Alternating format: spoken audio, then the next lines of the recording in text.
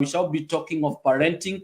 And I just throw the ball to you, Dr. WAIGWA. When we talk of parenting, what exactly are we talking about? Well, thank you very much. I think that's a very interesting topic to speak to tonight.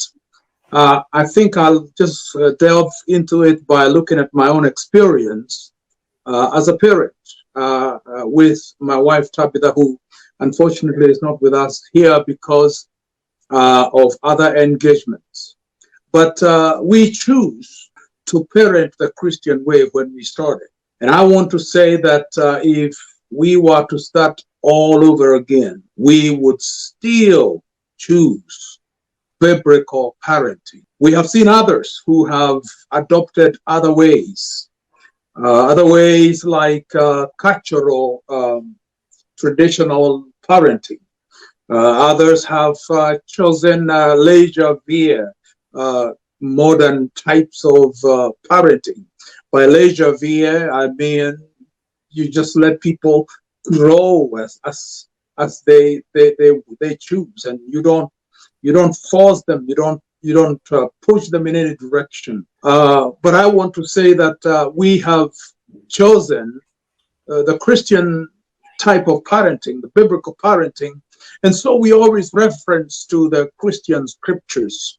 What comes to mind here is, for instance, Ephesians chapter 6 and verse 4, where the Bible says that you fathers, provoke not your children to wrath, but bring them up in the nurture and admonition of the Lord. Let me just take a minute to explain what that means. Now, you see the Bible there said, not to provoke.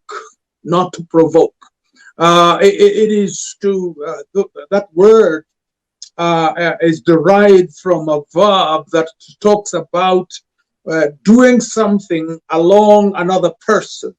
So to provoke is to make somebody angry who is very close to you, to rouse someone to anger, to push them, push their buttons. And that's what the Bible says there, is to anger. And I like to say that anger is an emotion, it is. It's like love. It's like fear. And so how about this? How about we parents, instead of provoking our children to anger, how about provoking our children to another emotion, the emotion of love, by creating a safe environment where everyone feels empowered, feels wanted. The second word I want to lift there in terms of parenting is with not provoking. So that the negative is do not provoke. The positive is that we should nurture our children. Nurture our children. Now, I like that Christian word because it refers to feeding, but it is feeding in a certain direction. Literally, that word is to feed out or to feed towards. In other words, we nourish our children, feeding, nourishing our children from childhood, directing them to maturity. And so every time as we work with them, we are pointing them to the direction that they have to go. This nurture should be holistic, not just physical. As a parent, you don't want just to give your kid food to grow him physically. No, you want also to be responsible of his intellectual nurture. So challenge your son, challenge your daughter intellectually. Can you do this math? Can you do such and such a problem? So, nurture them in that direction. It should be holistic, well-rounded. Now, many times we forget spiritual nurture. You have a direct responsibility as a parent to nurture your children spiritually. You are the pastor of that house. You are the reverend, if you will. You're the bishop at home. Therefore, you need to make sure that you nurture the spirituality of your children. How about emotional growth? Emotional growth. This is where we want our children to be emotionally intelligent. What does that mean? Have you seen people arguing here, especially in this country? You know, we want to make sure that they can behave when they are emotionally charged. How does Johnny behave?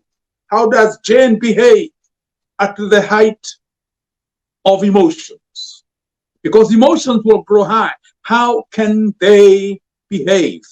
So a lack of emotional intelligence is responsible for the things we see in society. Stuff like black on black crime. When you look at them, you will see that it is black people killing black people because they argue about something. I saw one kid that was killed because he won a game. It was a game and he won. And he was shot by those that he was praying with. And this is because people do not have emotional intelligence. You must make sure that your children have emotional intelligence. What about relational, social, interpersonal intelligence? Do they know how to behave when they are with people? Do they know how to respond to situations in social settings? So we need to nurture our children with an objective to maturation. The objective is, in other words, when we are feeding them and when we are giving them spiritual nurture, taking them to church, encouraging them to pray, we are feeding them towards maturation. And I have in mind here, sir, Proverbs 22 and verse 6, which says, train up. This is very instructive. You are training up a child. Hanok is the word in Hebrew. You're training up a child in the way he should go, and he will not leave it even when he is old. And let me, before I move from there, say that that word also means to dedicate. So when you're raising your child, you want to dedicate them like they dedicate a pastor. They dedicate a building. They dedicate somebody for the work of the Lord, to consecrate, if you will, a building or a human being. So when you are raising your son, when you are raising your daughter, you are dedicating them. Hanok, train up. You are training up him or her to some specific objective. You're preparing that child for a specific station in life. And you want to let that child know that you did not come all this way just to come here. You are going somewhere. So speak that to the child.